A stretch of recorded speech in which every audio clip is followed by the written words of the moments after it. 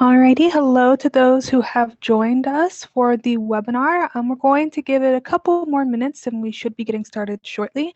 If you have any questions or anything like that, please use the chat feature towards the bottom of the screen and we'll be sure to address any questions or needs you may have. Just hang tight. In the meantime, we'll be getting started soon. Thank you.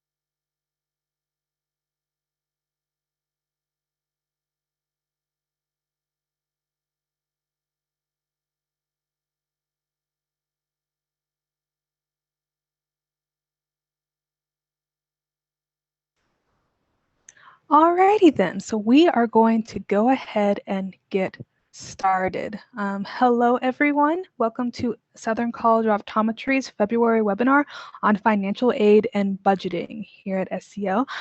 Thank you so much for joining us and I hope you're all staying safe and healthy. My name is Avery Cunningham. I am a Student Services and Admissions Officer here at SCO. I am one of the admissions team members who answers your inquiries and participates in the admissions interview process. We have a couple of guest speakers with us today. Cindy Garner, our Director of Financial Aid here at SCO, and then Caitlin Straycheck, a student ambassador and a member of the class of 2023, who will be joining us a little bit later. This afternoon, we'll be talking all about the financial aid process here at Southern College of Optometry, how one applies for financial aid, the type of financial aid options that are available to you, and then some tips and tricks about budgeting not only during optometry school, but before and after optometry school as well. We are so glad to have you with us here. We will certainly have some time for questions towards the end, but if at any time during the presentation you do have any questions, please feel free to use the chat feature on the bottom of your screen to communicate with us, and we'll be able to address your questions pretty immediately. Alrighty, so go ahead and jumping on in. We're going to start with a bit of an activity here this afternoon to kind of get everybody in the budgeting mindset. It's called the Bean Game, and the way it works, each of you, our attendees, have been allotted 30 beans for your monthly stipend or monthly income. Now, your goal is to decide how to distribute those 30 beans based on the categories that you see before you, such as housing, food, transportation, furnishings, etc. And I should note that you are all asked to use each of the categories, so don't skip over any categories. Try to use all of them. And also, even though this is an activity where it's very easy to just choose the easy choice or the practical choice, the cheap choice, I really want you guys to think realistically as well. Think about how you do spend your income or spend your stipends, not only now, but how you are planning to or how you might hope to spend them once you're an actual optometry student. And once we have a little bit of time giving you guys to decide how you'd like to divvy out your beans, then we'll spend a little bit of time afterwards discussing and reflecting. And I should go ahead and say that you're all free to choose how to distribute your beans however you'd like, but everybody starts off taking off 3 beans from your 30 bean income for tuition. So everybody has to take off 3 beans for tuition, but otherwise you're free to choose how you'd like to budget them in any way you'd like. We're going to give you about a minute and a half to decide how you'd like to distribute your beans. And then we're going to, like I said, spend a little bit of time discussing afterwards. If this is something you can do personally amongst yourself with some pen and paper. If you have any questions, please let me know. I'm going to give you about a minute time to put your budget together, starting about now.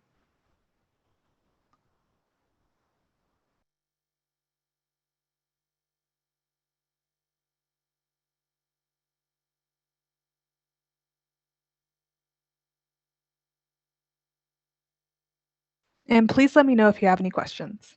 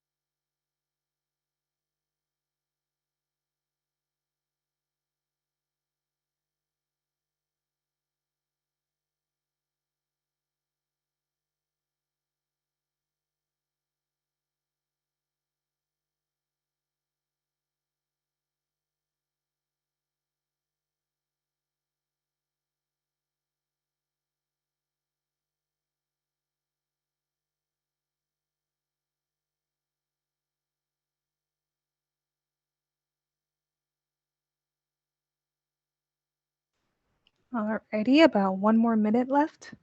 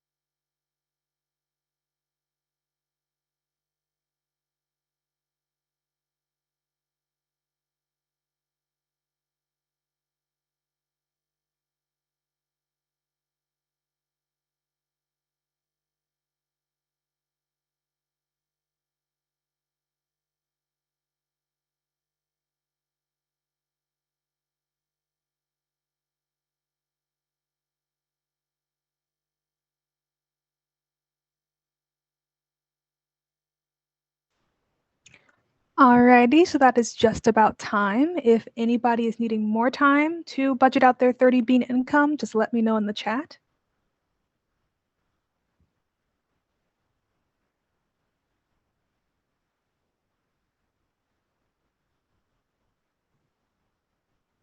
Alrighty, if not, on to our next point. So a little bit of reflection.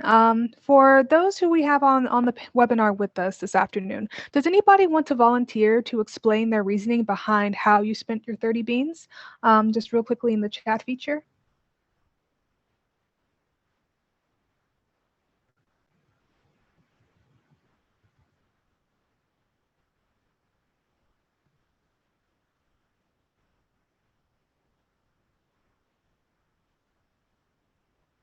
Or if anybody wants to volunteer up what their top 3 categories were for how they spent their beans.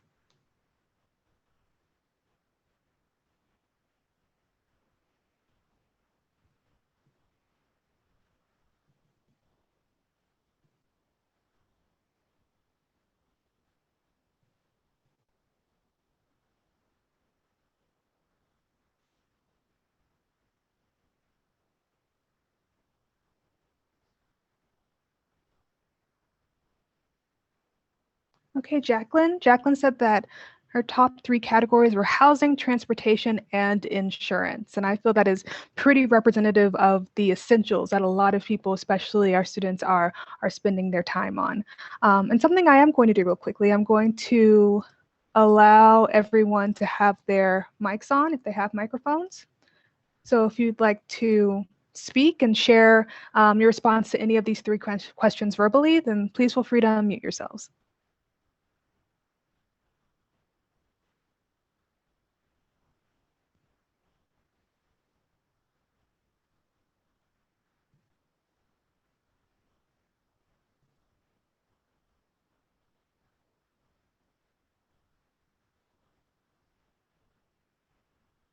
Anyone else like to share how they spent their beans, or if they had to save 7 additional beans, what they would give up?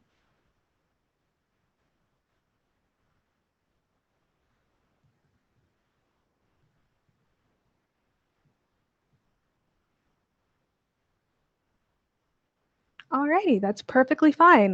This is more just a reflective exercise to give you all some insight into the budgeting experience, about how you all spend your own savings, how you spend your own income. And I think transitioning into the discussion of financial aid will definitely come in handy when talking about housing, transportation, and insurance with Ms. Garner. So next, I'm going to go ahead and turn it over to Ms. Cindy Garner, our Director of Financial Aid, who's going to walk you through the next stage of our webinar. Ms. Garner?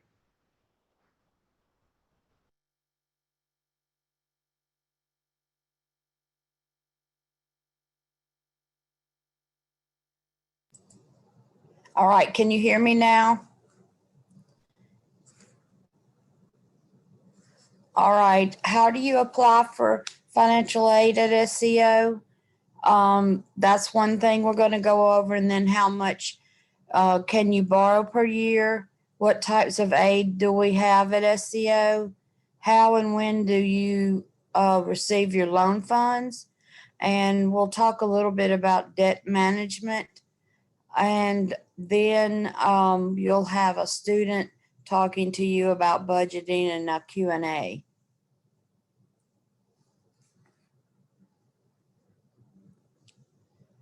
Now, as far as applying for financial aid, if you've been accepted, you should have received 3 forms via email. And if you have not, just let us know. You can email me and let me know, and my email will be at the end of this presentation. But the forms were the financial aid application, a FERPA form, and a rights and responsibilities form. And those can be faxed or emailed back to us, or you can do regular mail. And online information that you'll need to do, you need to have a FSA ID.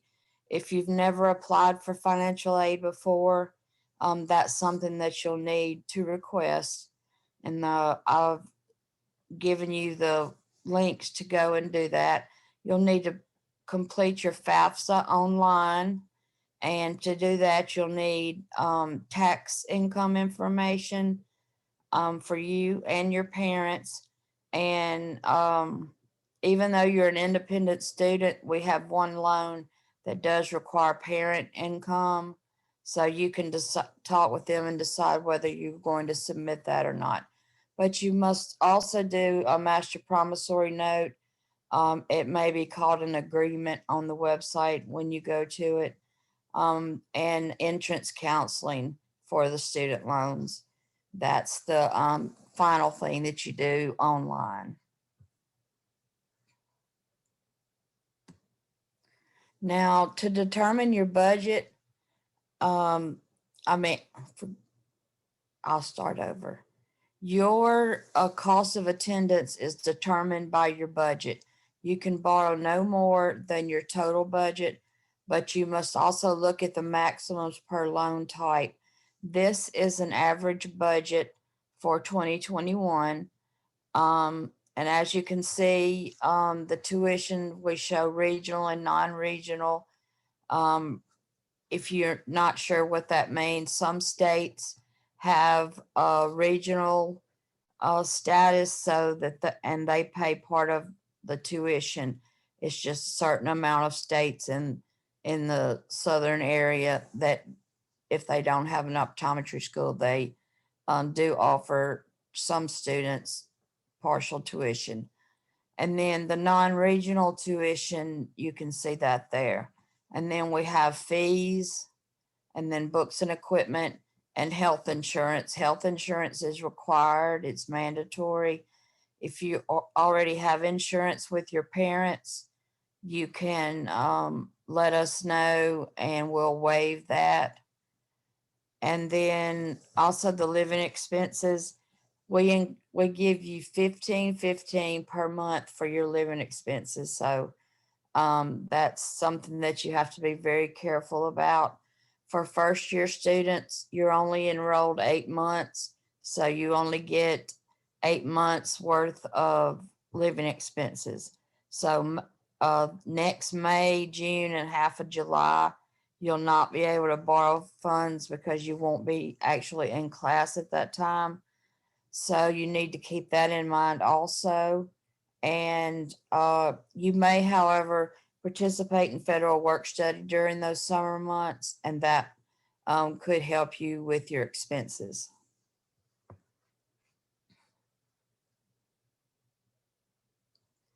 Now, here are the expenses in more detail. If you're single, you can have, or married without a child, your housing amount is $690 per month. And we find that you can definitely find a nice place to live if you have a roommate for that amount of money. And then we show you food, utilities, transportation, and personal expenses, and that adds up to $1,515. So if you have a child, you get more money in some of these expense areas, like your rent you would get $300 more per month because you probably wouldn't have a roommate. And then food's a little higher, utilities are a little higher, and transportation and personal expenses. So if you have a child, your amount per month is $2,240. But one thing we do want to let you know is that we do have to have a copy of your lease by September 15th. That's just so that we can verify how much your rent is each month. Now, here are the maximums per loan type. HPSL, that is the loan that requires parent income, and it's the only loan that looks at parent income. For 2021, the amount was 6780. So you're not going to be able to say, I just want HPSL. I don't want any of the other ones, because we're not going to be able to provide you with your full budget with HPSL. A lot of students get that confused. But for 21-22, the amount for HPSL will be $5,600. So it'll be a little bit lower. Now, next you would request the direct Stafford unsubsidized loan. The amount per year is $40,500, and it is unsubsidized, which means interest should accrue while you're in school. But right now, the President Biden has continued the no interest accruing until through September, so due to COVID. So that's one plus there. And next, if you need to have more money, for example, if you're a non-regional student, as you can see, the total budget here, you would need around 57,000. So you would need to get unsub plus HPSL and grad plus, to meet your needs. But a regional student would not need to get the grad plus, most likely.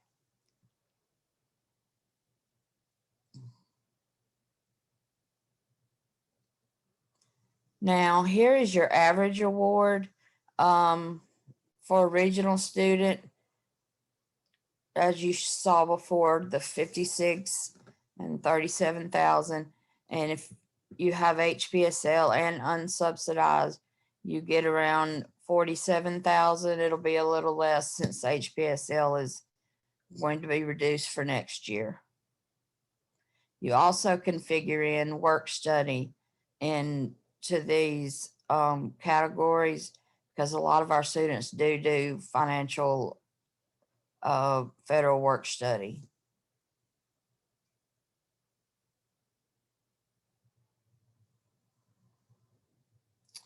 All right, what if you need more money? The only way to borrow more money is if you've borrowed your total budget already, you have to increase your budget using expenses that we may not have already added into your budget.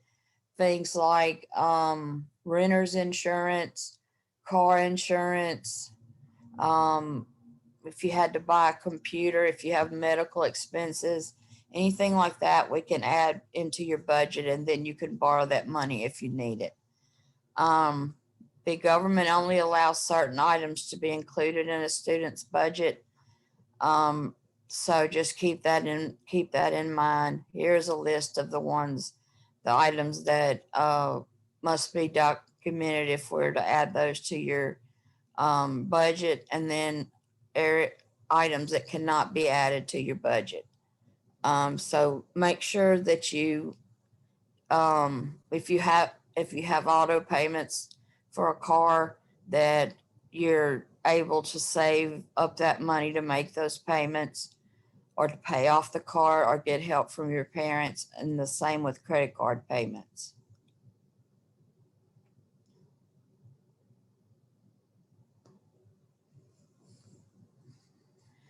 Now, these are the different types of aided SEO. We have the HPSL, which I've already mentioned, but I wanted to give you a little more detail about each one. It has a 5% fixed interest rate. It is a subsidized loan, so it does not accrue interest while you are in school. And for a year after you graduate, it does not accrue interest. You would need to provide your parents' income for tax year 2019. And we are the lender on this loan, and the loan servicer is Heartland ECSI. So you may get emails from them. So don't think it's spam.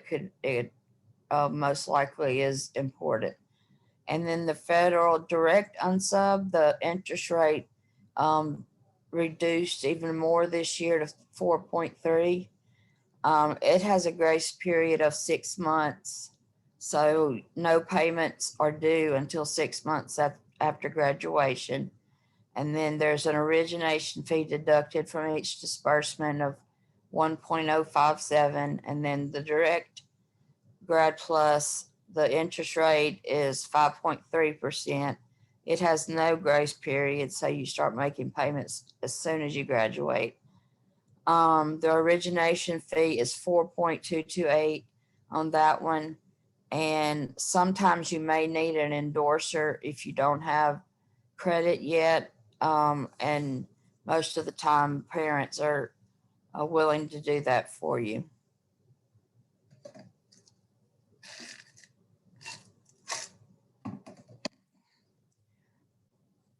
Now, federal work study, I mentioned before, we have part-time jobs on campus that you can work. The pay ranges from 13 to 17 per hour, depending upon the job that you get.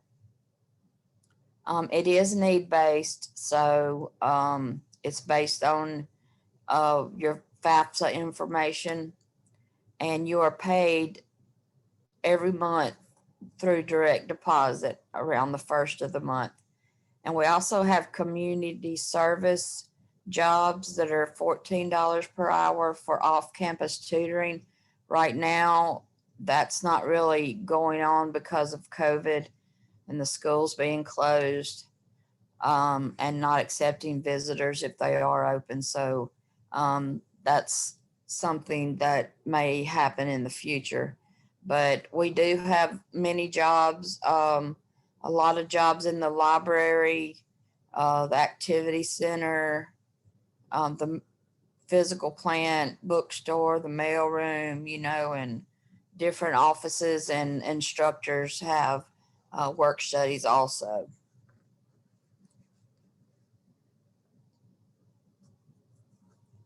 Now, other aid that is available, we have the veterans benefits. If you or your parents have served and you have any GI benefits, your parents can pass those to you. But you just have to apply through the Veterans Benefits website. And then once you get a letter saying you've been approved, you send that to us and we do everything else for you. And there are also some military scholarships, the Army, Navy, Air Force. If you get one of those scholarships, it pays your full tuition, books, and a monthly stipend. So you really wouldn't need to borrow any money. But those usually don't start until the second year. Also, if you have an Arkansas contract seat, they also offer a $5,000 forgivable loan each year, and to get that, you would need to say that you are going to go back to Arkansas to practice. And then there's also one with the North Carolina, the Fells loan, and it's $14,000 a year, but you must be a North Carolina resident and have a 3.2 GPA. So those are just some options there for certain states.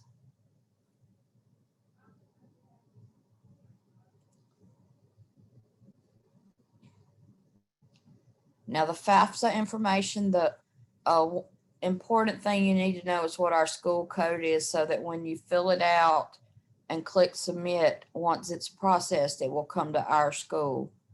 You need to include your parents' income if you're interested in the HPSL loan. There's also a IRS data retrieval tool where you can upload your tax information to the FAFSA. To do your information, you would use your PIN, but for your parents to do it, they would have to go in there and upload it themselves using their PIN. So you would both need to get one of those. And if you were not born in the U.S., it's going to give me a reject code. So I would just need documentation that you are a U.S. citizen. And once it's processed, we get information to what is your expected family contribution. It's usually 0 for unmarried students that have been in school, the year before. And what the financial need is going to be what your total budget is minus what your EFC is. And that'll be the amount of need-based aid that you would be eligible for. So the need-based aid would be HPSL or work study. The other aid, you can offset your EFC with that.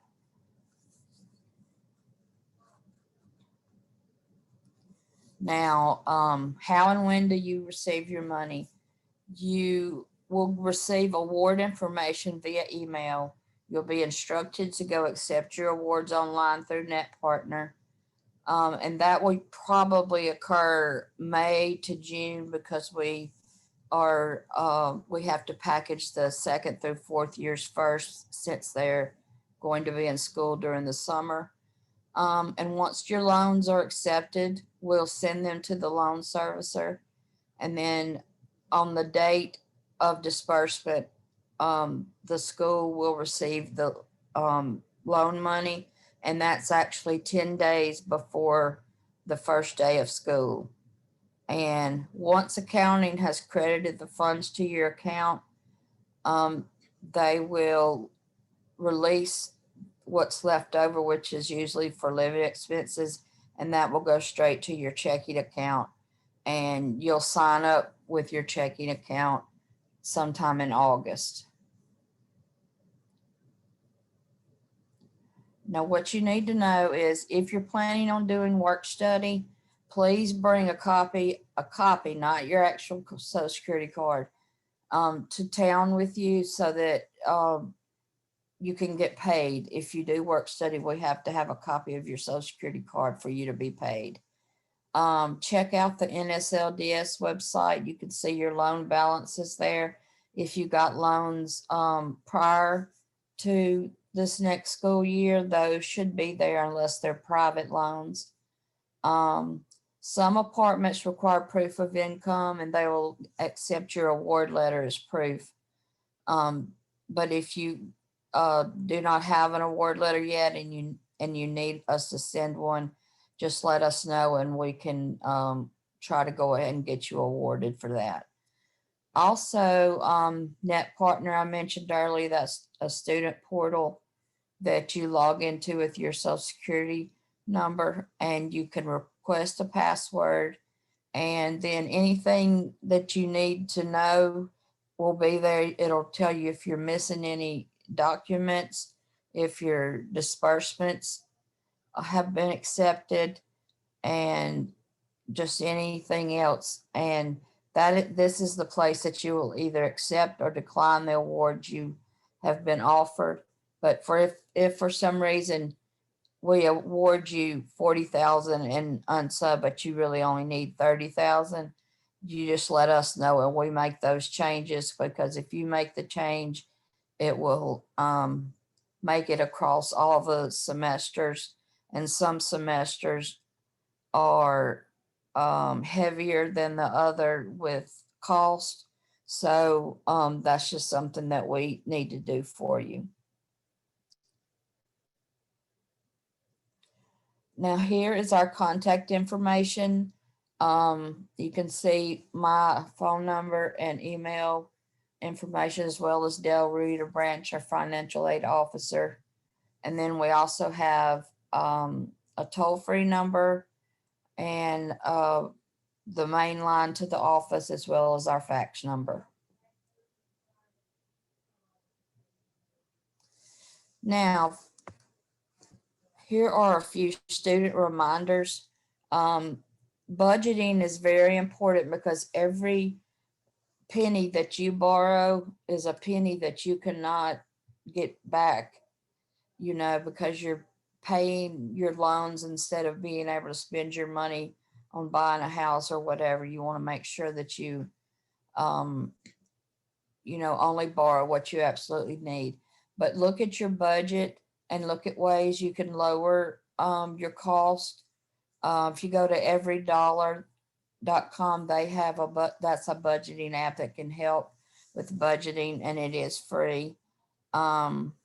A budget is like a compass. It guides your money decisions. And we have information down at the bottom of books or articles that you might want to read.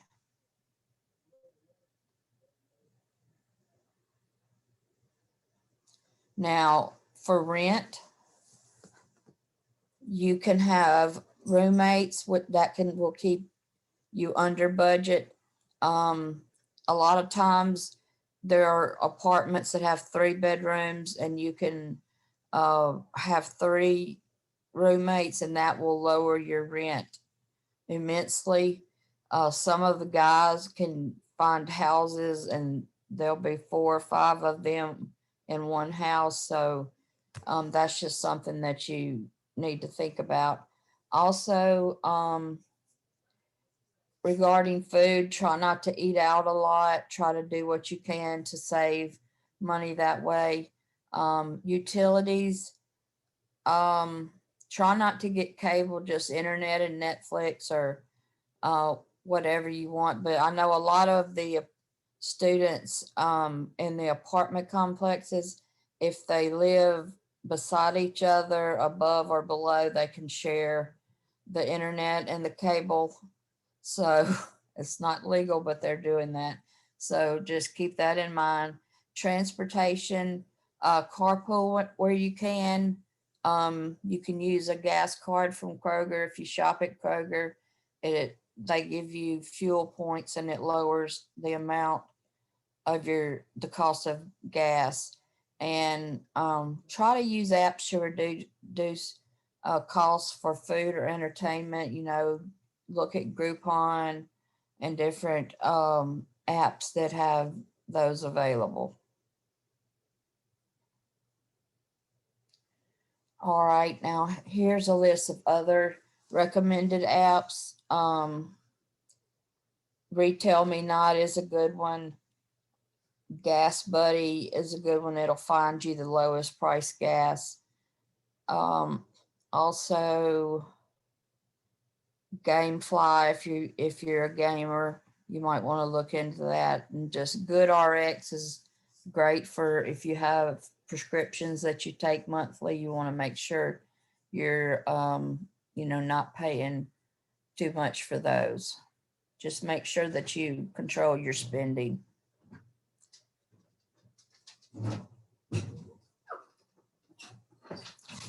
All right, another thing that you can do on budgeting is you can talk to your second and third year students. They have the wisdom and the trial and error, and you'll be speaking to one soon when Caitlin joins us.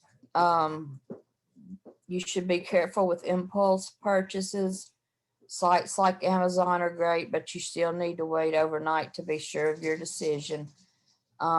Keep busy and avoid excess spending, because that's going to help you in the long run. Try not to, get yourself in a position where you're stressing over money. Just remember that if you do feel stressed over money, you can come talk to us and we can help you, maybe help you figure out your budget better and see, how much we could help save you where that you can have money that you need for your living expenses.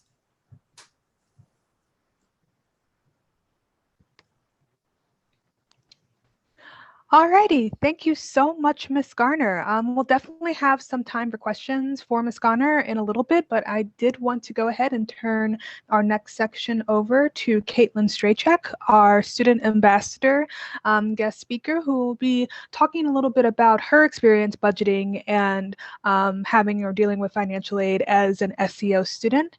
I have some pre-assigned questions for Caitlin on the screen, but again, when we open up for questions towards the end, you all are free to ask any questions you may like of Caitlin. But Caitlin, if you're here, if you'd like to go ahead and introduce yourself and talk a little bit about your budgeting experience.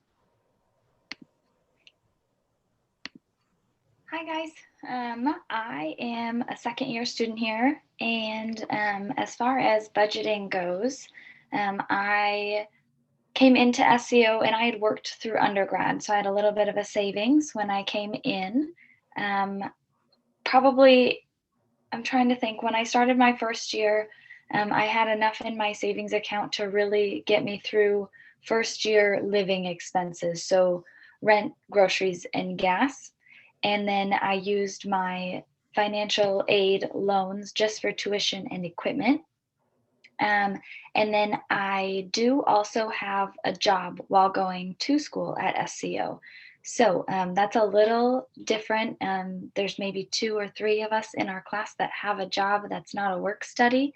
I actually do some billing for a practice in my undergrad town remotely. So in that sense, I have a little bit of extra income that I'm able to pay my living expenses with, and then just use loans for tuition. So that's helped narrow that down a little bit and make it a little bit more manageable. And as far as experiences living here in Memphis, guys, this city is awesome. It's really cool, and fingers crossed things will start opening up here sooner than later. My husband just moved down in July, so we love to go check out different restaurants, places to eat, get an ice cream cone, which I didn't realize is not as big of a thing in Memphis as it is. I'm originally from Wisconsin, so much bigger there. I currently live in a guest house, so I'm in the backyard above a detached garage, and my rent, just to kind of give you an idea of what rent looks like. I pay $8.25 a month, and that includes all of my utilities and my internet. So as far as budgeting goes, that makes it super, super easy. I don't have to worry about, like, right now we just had an ice storm, so heat is going to be a little more expensive in the month of February than maybe it was last year. That's really helpful. And as far as budgeting for, say, gas, my car, I pretty much go to school and back, and I'm only 2 miles from campus. So that helps keep those costs down a little bit as well. And as far as recommendations for budgeting and all of that, I really enjoy it. I'm kind of a nerd in that sense. But what my husband and I like to do is set out a spreadsheet for the whole month. We put on there exactly what we need to pay. So that would be your rent, your groceries, and gas. And after that, we look at what we have left for the month, and what we can spend. Maybe that means there's one night a week or one night every other week where we can order takeout rather than cooking at home. I find it super important to at least once a month give yourself a little treat, just a little reprieve from studying. Especially if you're a foodie and like to try out all the new things. Memphis barbecue is pretty awesome, and there's lots of local places to try. But other than that, I'm more than happy to answer questions. Everyone's situation is a little bit different, and I can kind of give you a student's perspective there. My biggest advice, though, is just really making that monthly budget. And the other one would be after first year, you do have 2.5 months where you're back home. So if you work in a practice at home right now, or if you know your local optometrist, maybe they're looking for someone to work at their front desk. It really helps you brush up on your skills and keep your mind fresh over that summer, and can help build your savings account up a little bit more before you come back to Memphis as a second year. Alrighty, thank you so much, Caitlin. I did want to follow up with a quick question before we open up to questions for the group. What has your financial aid experience been like with SEO? Yeah. Or with any of your search to go to optometry school? Yeah, of course. Good question. Before coming to SEO, I had no experience with FAFSA or the financial aid department, and SEO has really been great walking you through that. If I have any questions, I never have an issue shooting the department an email and just saying, hey, this is where I'm at. What is it looking like? There was a couple semesters, because I do have a separate job, that I didn't use all of the loans that I had taken out, and they were great working with me to get that figured out for the next semester so that I didn't have to take out more loans than I needed.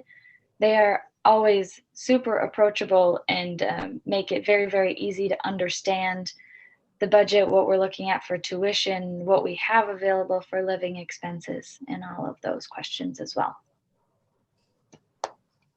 Okay, wonderful. Thank you.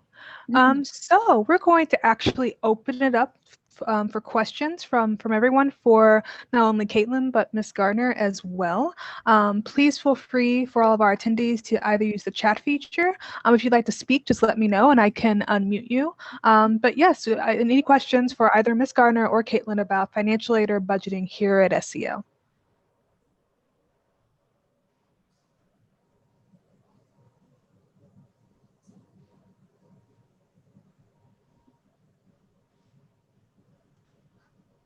Hi, thank you for this great presentation.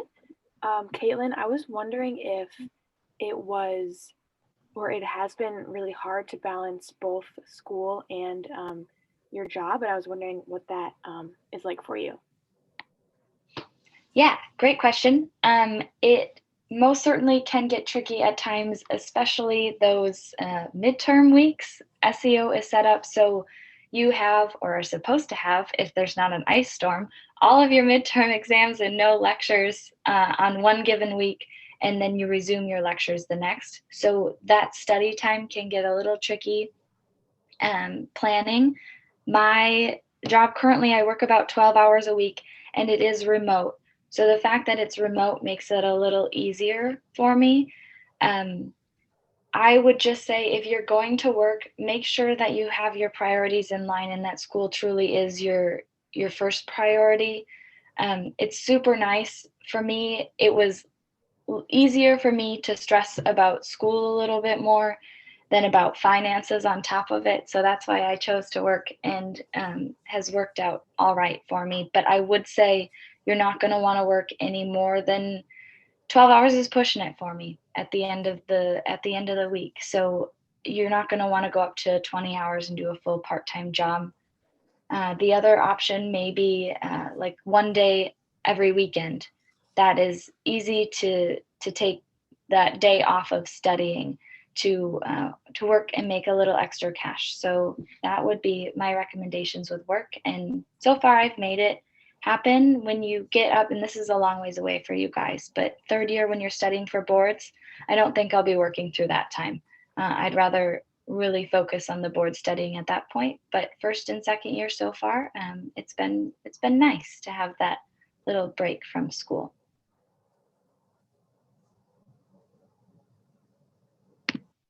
Great, thank you. See, I think we have another question. Chaz Hazlett asks, when do classes start? The first day? And I believe, yeah, go ahead, Caitlin. Okay.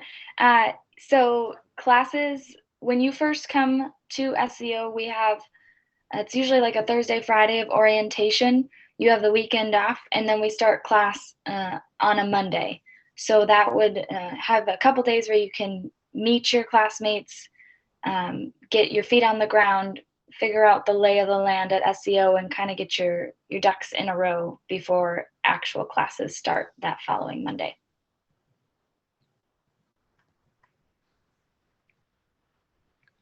Great. Alrighty. Any other questions for either Caitlin or Miss Garner? If you'd like to speak, just let me know and I can unmute you, or you can feel free to use the chat or Q&A feature at the bottom of your screen.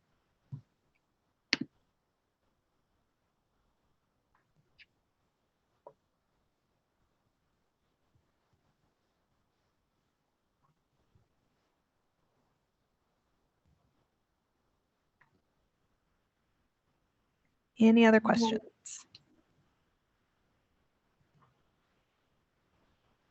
Oh, 1 second. We have one here. Kelly. Okay. Kelly, I just unmuted you. You should be able to speak now.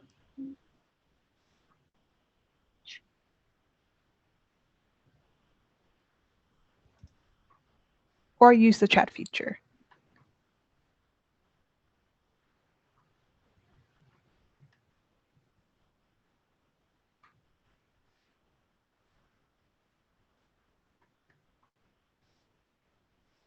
Any other questions?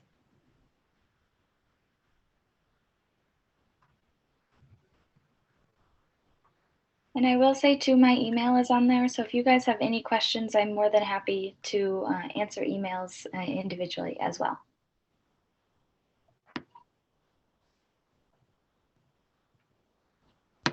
Alrighty then. So I believe that may be all. Kelly, I know that I saw a hand up for you.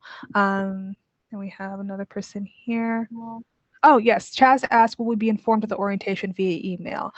Yes, Chaz. Once you go through the admissions process and if you are accepted, then we start talking to students about orientation during the summer before that August. So you would have some information about orientation well in advance. You usually get about 2 to 3 months in advance, I believe. And we're also doing a lot of events during the summer, like the housing fair, which is coming up soon, and things like that. That will also be reminding you of orientation coming up.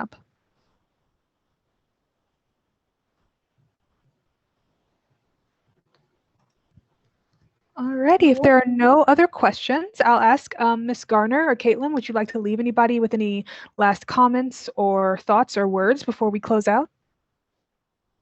Yes, I would. I would just like you to be cognizant of getting your paperwork in on time so that we can get you awarded as soon as possible.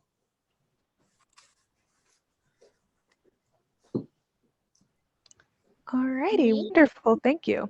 Well, thank you everyone so much for taking some time out of your afternoon to participate in our webinar on financial aid and budgeting. Our next session is going to be all about preparing for the OAT. For those of you who may have just started talking about the OAT or thinking about it, or if you're hoping to retake it before you submit your final application, it's going to be a really great webinar with some guest facilitators, some student ambassadors who will be talking about their time taking the OAT with some tips and recommendation for all of you, and that'll be on March 17th at 12 p.m. Central Time. You'll definitely be receiving emails and more information about that. If you'd like to receive more information about SEO, then please feel free to fill out one of our inquiry forms if you haven't already, using the link on the screen before you. Also, if you'd like to revisit this webinar and all of the incredible information that was shared today, or any other of our great webinars, then we have them all uploaded online at our online information sessions page that you can find on our website through the Prospective Students tab.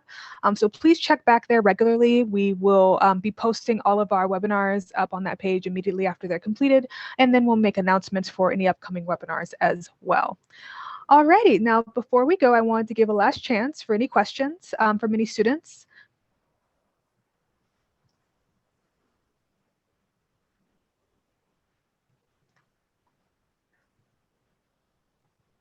Alrighty, so I think that may just about be it. So we'll go ahead and say good day, and we wish you all a very safe and happy rest of your week. If you're snowed in like us here in Memphis, Tennessee, then stay safe and warm.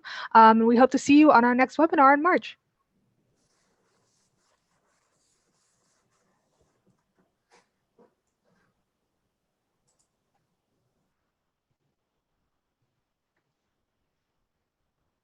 All right, Caitlin, I think that's just about it. Thank you so much for participating.